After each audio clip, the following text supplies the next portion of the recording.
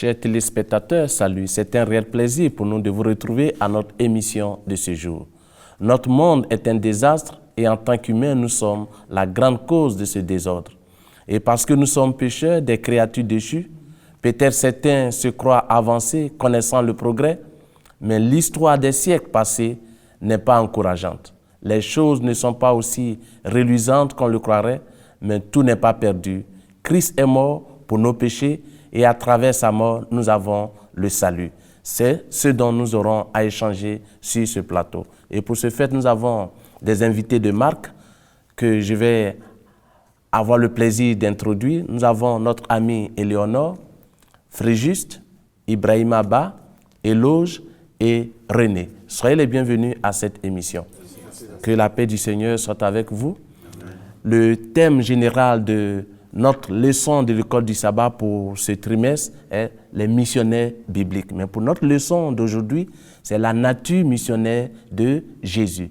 Avant d'entamer notre échange, nous allons passer un moment en prière. Notre Dieu, nous voulons te dire merci pour l'occasion que tu nous donnes de pouvoir échanger sur ta parole. Viens et dirige toutes choses au nom de notre Seigneur Jésus-Christ. Amen. Amen. La nature missionnaire de Dieu. Mais avant de voir cet aspect, nous allons aller un peu plus loin. Dieu a créé le monde en 6 jours.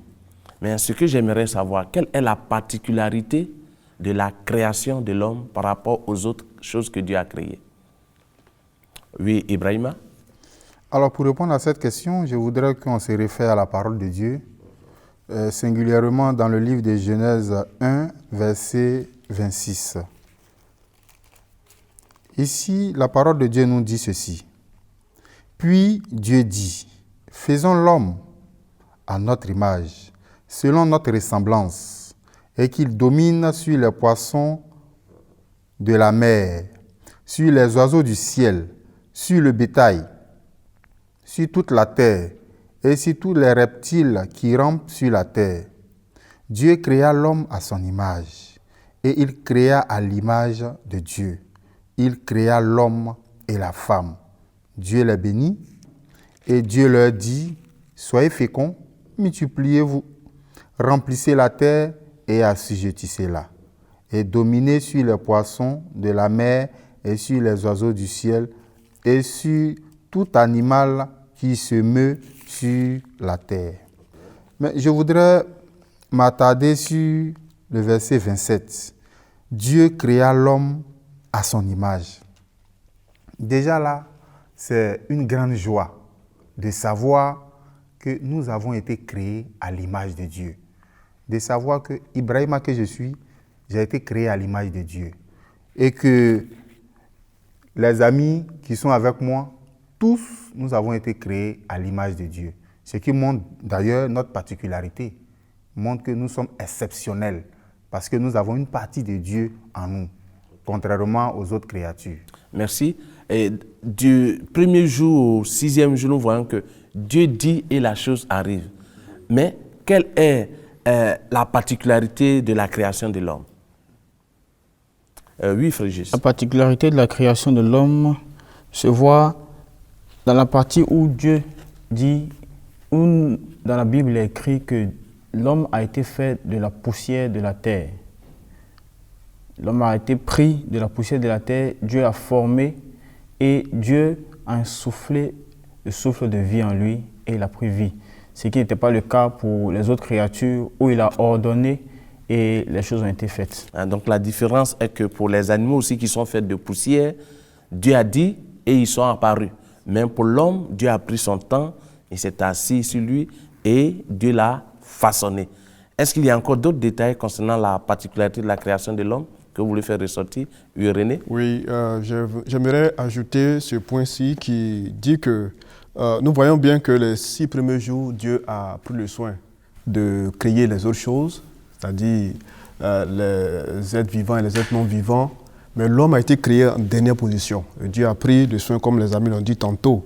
Et le point que j'ajoute, c'est que Dieu donne à l'homme le pouvoir de dominer sur la création. Bon, ok. Bon, en résumé, si je saisis bien ou bien on saisit bien, nos téléspectateurs nous comprennent, c'est que Dieu a créé l'homme en dernière position Dieu n'a pas fait comme les autres choses, il a fait une consultation. Faisons l'homme à notre image. Pour dire qu'il s'est adressé à un groupe de personnes, pour ne pas dire les autres parties de la Trinité, pour créer l'homme. Et en même temps, c'est à son image. Les animaux n'ont pas été créés à l'image de Dieu, mais aussi Dieu donne la domination sur tout ce qu'il a créé. Mais il y a une chose qui ressort. Dieu crée l'homme avec le libre arbitre. Le libre arbitre, qu'est-ce que c'est? Oui, Fréjus? Le libre arbitre, c'est la capacité que l'homme, la liberté que Dieu donne à l'homme d'obéir à sa volonté ou de ne pas obéir à sa volonté. Donc, en un mot, de choisir.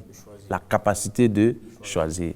Oui, quelqu'un d'autre a quelque chose? Oui, Éloge? Bon, je voulais dire aussi que quand nous regardons toutes les autres créatures, quand nous prenons le soleil, on peut dire que le soleil, c'est de façon naturelle.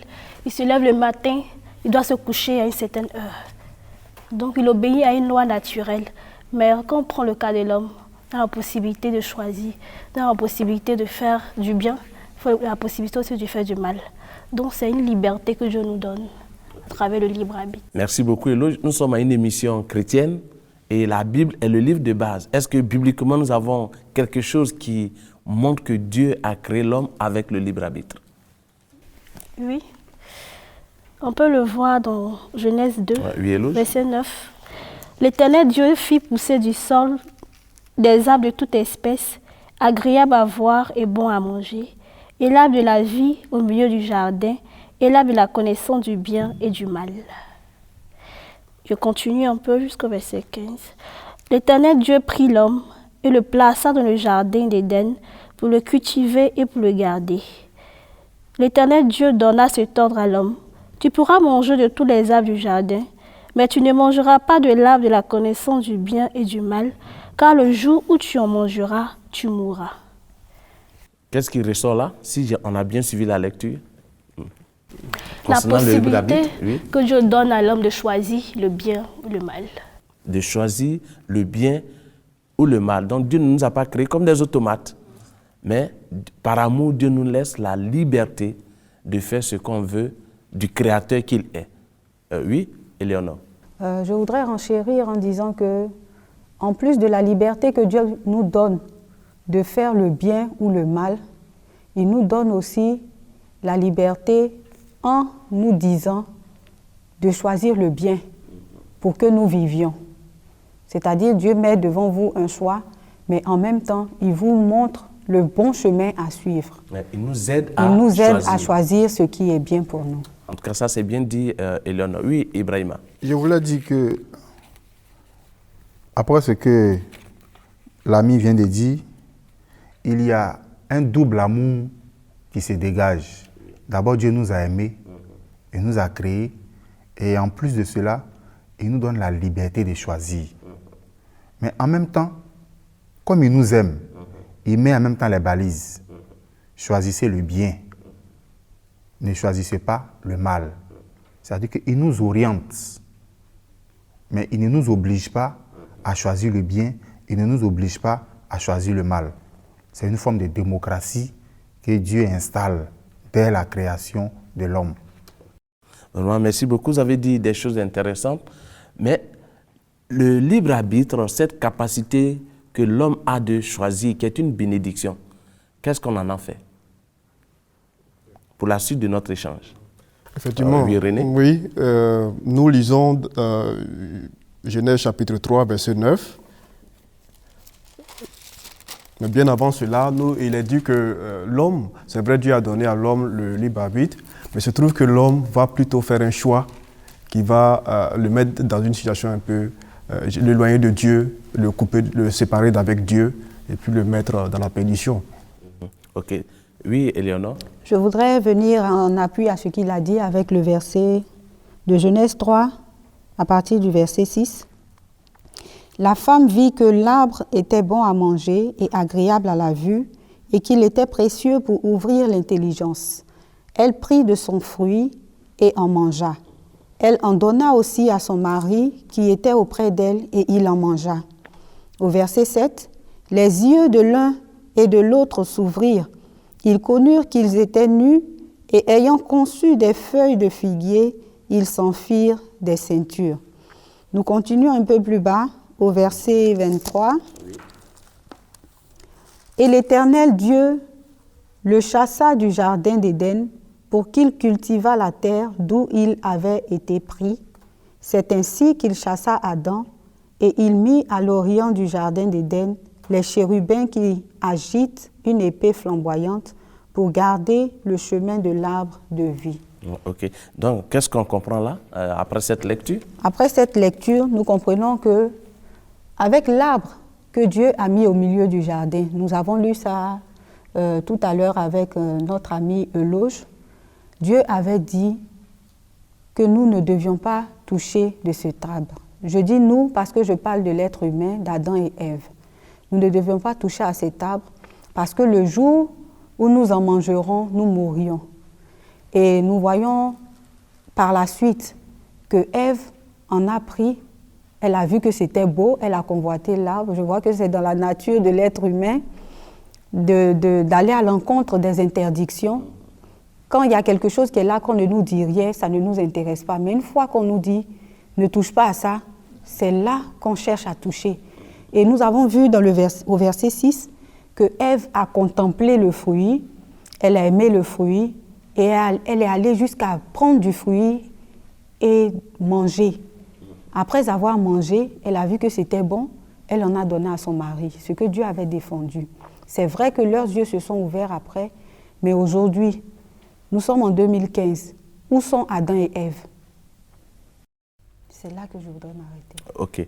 Donc nous voyons que Dieu a donné par amour la capacité à l'homme de pouvoir choisir, et Dieu encore nous aide dans notre choix qui est choisir le bien pour que tu puisses vivre.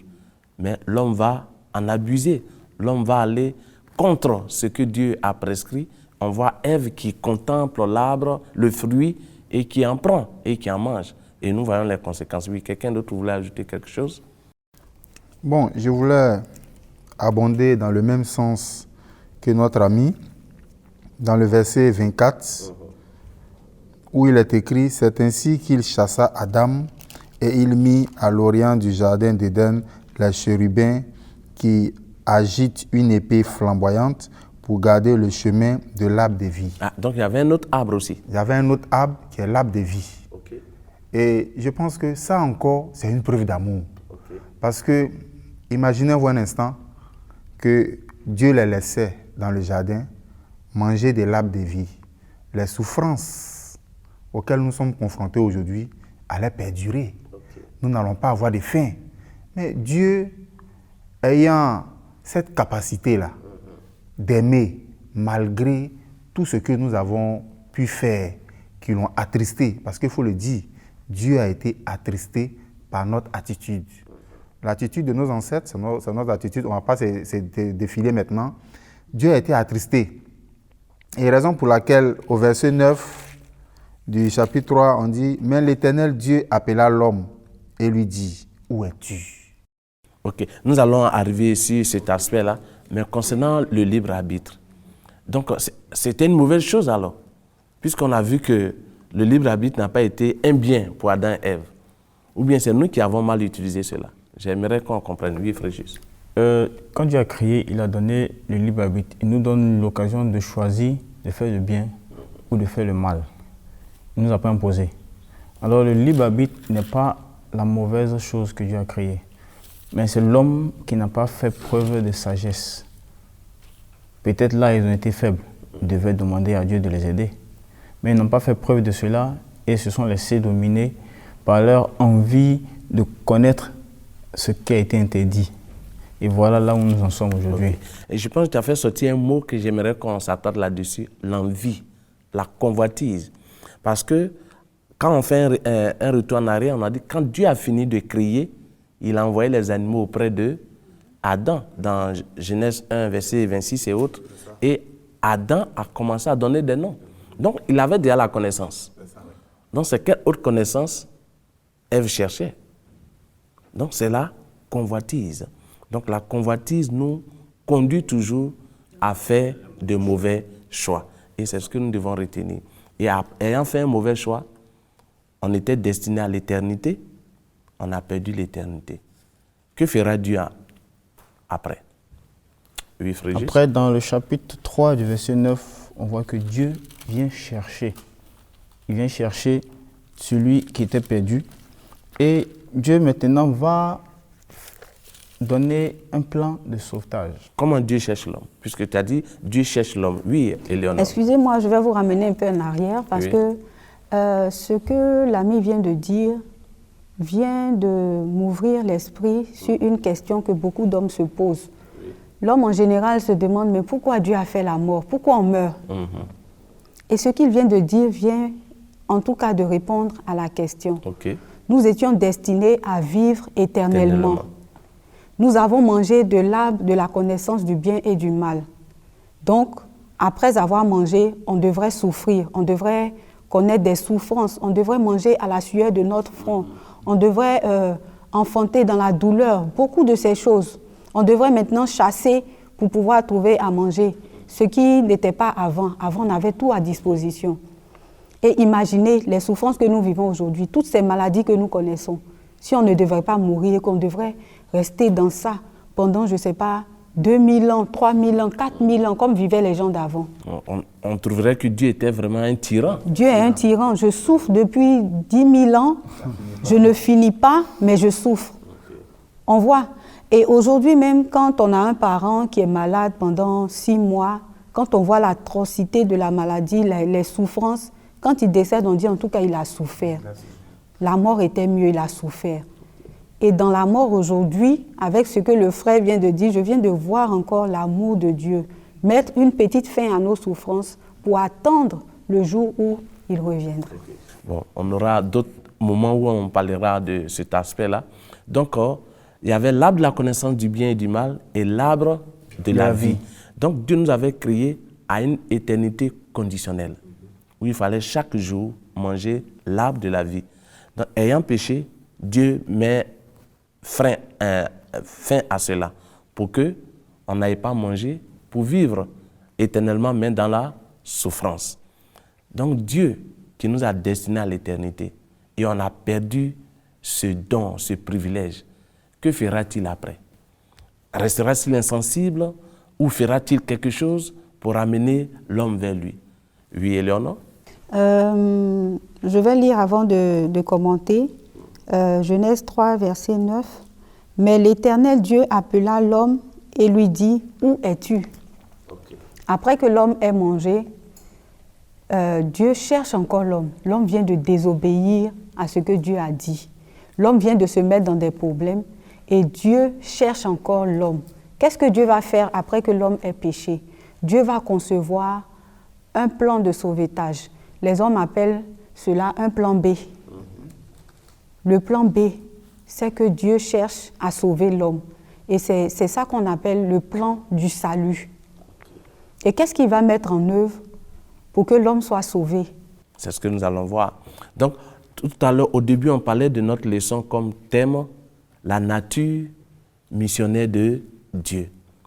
Le missionnaire, c'est celui qui va en mission pour accomplir une tâche, pour accomplir un certain service. Mais pour comprendre cette nature missionnaire de Dieu, il fallait partir depuis le début. Qu'est-ce qui s'est passé? Dieu a créé un monde parfait, Dieu a créé des hommes, Dieu leur a donné des instructions, mais ils n'ont pas obéi à ces instructions et ils ont chuté. Et dans son amour, Dieu revient encore pour les sauver, les rétablir, les restaurer. Oui, quelqu'un d'autre? Oui, je voulais dire que pour moi, ça ne me surprend pas de Dieu. Parce que l'homme ait péché, forcément Dieu allait revenir vers sa créature. Parce que c'est celui qui a créé qui voit l'importance de la créature. C'est Dieu qui a pris son temps, avec la poussière, il a façonné l'homme. Et comme le texte nous le dit, il nous a donné son souffle de vie. Il tient à son souffle. C'est pour cela qu'il est revenu encore, malgré que l'homme ait péché et que les fleurs sont devenues maintenant les épines. Dieu est encore revenu pour dire à l'homme, où es-tu? Or, on voit la position de l'homme. L'homme qui fuit Dieu, l'homme qui se détourne de Dieu. Dieu qui chaque jour venait échanger avec l'homme. Aujourd'hui, l'homme est dans les broussailles Et c'est Dieu maintenant qui va crier « L'homme, où es-tu » L'homme qui était son ami de tous les soirs.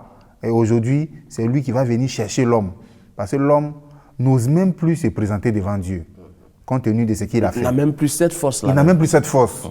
Parce qu'il a désobéi. Il reconnaît maintenant que les indications que Dieu nous donne, c'est pour la vie. Ce n'est pas pour que nous puissions en mourir. Merci beaucoup. Oui, Éloge. Oui, je suis un peu d'accord avec ce qu'il vient de dire. Mais est-ce à dire que Dieu, dans sa puissance, dans sa gloire, avec tout ce qu'il a créé, que nous voyons, est-ce qu'il ne pourra pas détruire l'homme et recréer une nouvelle créature? Est-ce que ce n'est pas possible? Est-ce qu'il avait besoin de venir encore rechercher l'homme pour lui donner encore une deuxième chance? Ok, oui, quelqu'un pour répondre à la préoccupation. Oui. Actuellement, quand l'homme crée quelque chose et qu'il y a un problème là-dessus, c'est vrai qu'il peut détruire et recréer, mais il tient à son image. Il a dit que ce qu'il a fait là, c'est bon. Donc il va montrer que ce qu'il a fait là est vraiment bon. Comme on l'a vu dans Genèse 1, le verset 26, Dieu dit « Faisons l'homme à notre image selon notre ressemblance ». Donc on s'imagine que là, la ressemblance de Dieu est en train de faire a commis un tel péché et puis on va détruire ça pour dire que ce qu'on a créé là n'était pas vraiment bon. Mais il laisse et il vient apporter un plan de salut que nous allons voir comme le missionnaire. Et nous allons apprendre que le missionnaire même a été dans le corps de ce qui a été créé à l'image de Dieu pour montrer que l'homme a cette capacité-là, d'abord étant créé à l'image de Dieu, de pouvoir tenir ferme et montrer que vraiment ce que Dieu a créé est bon. Okay. Est-ce qu'on peut lire un passage de la Bible qui nous aide à comprendre ce plan de salut dans le corps d'Adam et Ève pour montrer que tout est possible? Dans Ésaïe 53, verset 6, nous lisons « Cependant, ce sont nos souffrances qu'il a portées, c'est de nos douleurs qu'il s'est chargé et nous l'avons considéré comme puni, frappé de Dieu et humilié. Mais il était blessé pour nos péchés, brisé pour nos iniquités. Le châtiment qui nous donne la paix est tombé sur lui. Et c'est par ses maîtressures que nous sommes guéris. » Verset 6, « Nous étions tous errants comme des brebis. Chacun suivait sa propre voie. Et l'Éternel a fait retomber sur lui l'iniquité de nous tous. » Merci. Donc nous voyons là maintenant ressortir toute la nature missionnaire de notre Dieu. Celui-là même qui va en mission pour sauver ce qu'il a créé, qui s'est éloigné de lui. Donc Dieu n'attend pas que l'homme vienne à lui, mais lui-même il part à la recherche de l'homme. Et c'est pourquoi dans Jean 3, versets 14 à 15, Dieu illustre cela avec ce qui s'est passé dans le désert. Quand les Israélites étaient mordus par un serpent, Moïse avait élevé une croix avec un serpent d'airain, et tous ceux qui étaient mordus, qui regardaient à cette croix, étaient guéris. Pour dire que Christ aussi, qui allait mourir, était celui qui allait sauver l'humanité. Alors que nous approchons vers la fin de notre étude d'aujourd'hui, qui peut en quelques mots résumer tout ce que nous avons pu voir ensemble aujourd'hui? Oui, Frégis. Pour ce que nous avons vu, à la création, Dieu a fait toutes choses bonnes. Les animaux qu'il a créés et autres êtres vivants. Et l'homme à qui il a donné le soin, à qui il a donné son image, est tombé. Et Dieu ne voulait pas laisser ce qu'il a fait de bon à son image périr comme ça. Il vient apporter un plan de salut. Il vient lui-même se présenter comme rédempteur à ce qu'il a créé pour montrer son amour pour nous. Merci beaucoup. Quelqu'un d'autre voulait ajouter un oui, Éléonore? Je pense à quelque chose là maintenant. Parmi toutes les créatures que Dieu a faites, aujourd'hui nous entendons l'histoire et nous entendons parler de dinosaures, de beaucoup d'animaux qui ont disparu aujourd'hui, dont les espèces ont disparu. Mais la race humaine n'a jamais disparu jusqu'à aujourd'hui. C'est parce que l'être humain, l'homme, c'est le cœur de Dieu. L'homme, c'est Dieu lui-même. Voilà. Vraiment, merci beaucoup. Je vous remercie d'avoir répondu à notre invitation et pour votre participation active, parce que vos interventions nous ont permis de comprendre et de nous éclairer davantage. Dieu a créé un monde parfait, a donné le libre arbitre à Adam et Ève, ils en ont abusé et Dieu ne voulait plus passer par la force pour les ramener au paradis qu'ils ont perdu. Dieu va mettre en place un plan de salut à travers Jésus-Christ. Chers téléspectateurs, nous vous remercions pour votre aimable attention. Nous voici au terme de notre étude de ce jour. Nous avons eu avec vous certains aspects de la nature missionnaire de Dieu. Ayant créé l'homme parfait, l'homme s'est détourné de Dieu, causant ainsi sa propre fin. Mais Dieu, par la mort de Christ, a ouvert la voie du salut pour toute la race humaine. Merci et nous vous donnons rendez-vous pour une prochaine rencontre. Nous allons remercier Dieu pour le temps que nous avons pu passer ensemble. Notre Dieu, notre Père, nous voulons te dire merci parce que tu as été avec nous et tu nous as permis de comprendre combien de fois tu nous aimes et que tu es venu mourir sur la croix pour nous racheter. Aide-nous à saisir cette main tendue et nous préparer pour ta gloire à venir. Au nom de notre Seigneur Jésus-Christ, nous t'avons prié. Amen. Amen.